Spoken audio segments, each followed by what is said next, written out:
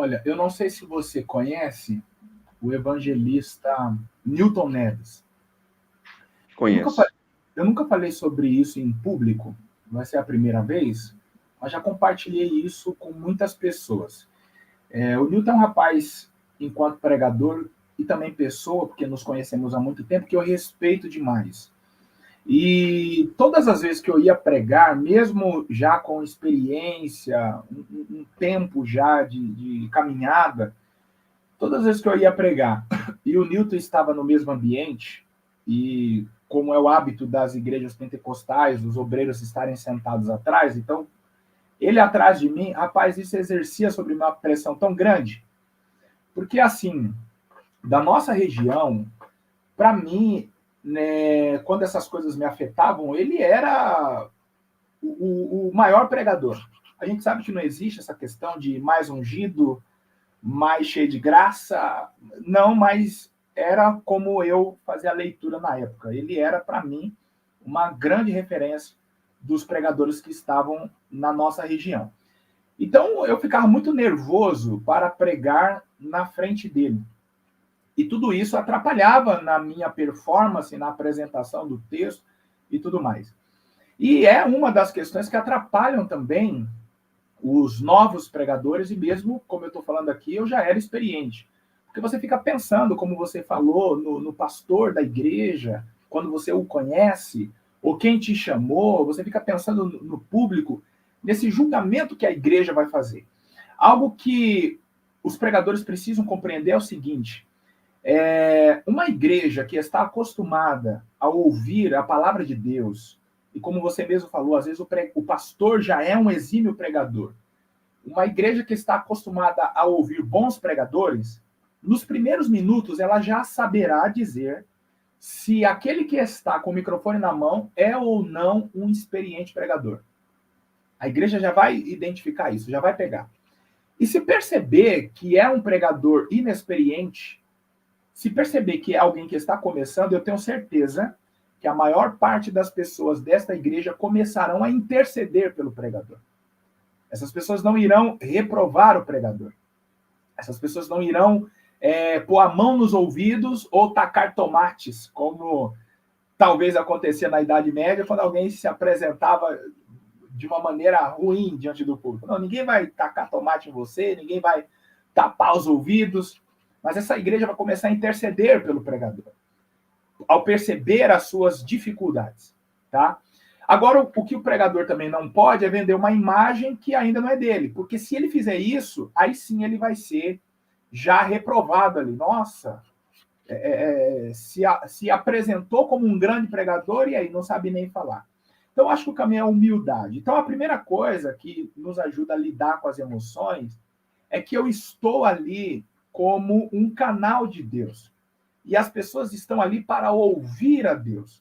Então, a maneira em que eu me apresentar não vai interferir muito. E a maneira que eu digo aqui é a seguinte: se eu vou gaguejar, se eu vou esquecer de algumas coisas, se for aquelas igrejas pentecostal raiz, você vai até ouvir alguém gritar assim na hora em que você gaguejar: ajuda até o servo, Deus! Fala, Deus! O povo começa a animar o cara e a mostrar que Deus pode usar ele. Então, eu acho que a gente lida com as emoções na tribuna da seguinte forma, entendendo que eu estou ali como um canal.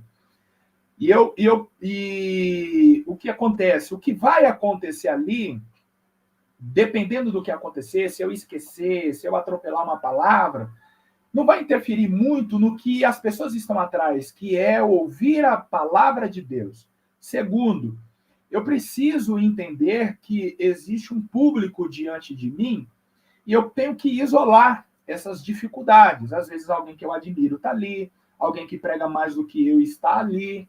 Às vezes tem alguém fazendo uma cara feia, com o braço cruzado, ou anotando, como você mesmo falou, né? Você deu um exemplo aqui da galera que fica anotando. Então eu preciso isolar tudo isso. E a gente tem um exemplo bíblico muito bom, que é do apóstolo Pedro. Quando Jesus caminhou sobre as ondas, estava escuro, o barulho das ondas, os homens gritando. Pedro isolou tudo isso e olhou na direção que provavelmente estava Jesus, porque a gente não pode esquecer que estava escuro, ele não estava vendo nada. Mas ele isolou tudo isso e falou assim, opa, Jesus está falando comigo. Se és tu, me ordena ir pelas ondas contigo. Então ele isolou. Então a gente precisa isolar. Então a gente lida com as emoções também quando a gente está muito seguro do que vai falar. As pessoas podem observar a minha postura na tribuna. Eu sou uma pessoa muito insegura, tá? Pode não parecer, mas eu sou muito inseguro. E como eu lido com a minha insegurança? Eu fico no púlpito revendo mais de 200 vezes o meu sermão. Se eu estou com esboço, eu fico revendo o meu esboço. Se eu não vou usar esboço, eu fico revendo os textos.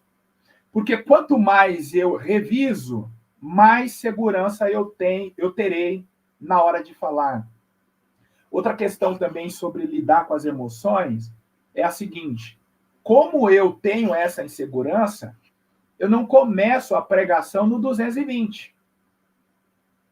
Eu me lembro uma vez um pregador que eu ouvi, ele saudou a igreja, leu o texto, na época ele pregou sobre Gênesis 12, quando Deus disse a Abraão, tu serás uma bênção, e aí ele já começou exatamente assim, irmãos, nessa noite, a mensagem que eu vou entregar, ela fala sobre Abraão, porque Abraão estava na terra de Ur dos Caldeus. Irmão, eu não sei quanto tempo deram para pregação, mas vamos imaginar 30 minutos. Com 10 ele já estava sem voz, ele já estava sem fôlego, frustrado, lutando para chegar no final. Então, como eu sei que quanto mais lugar eu der ao nervosismo, eu vou ficar nervoso, então eu começo minhas mensagens, Thiago, falando o mais calmo possível.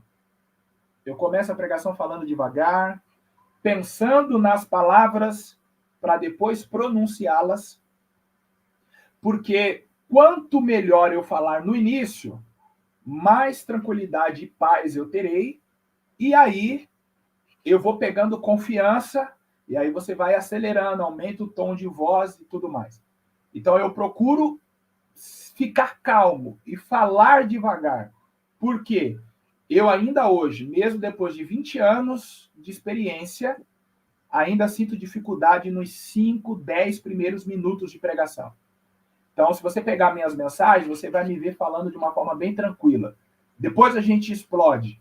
Mas eu falo devagar, eu penso no que eu vou falar para eu não atropelar, porque eu estou muito nervoso nos primeiros minutos. Então é a maneira que eu procuro lidar com as minhas emoções.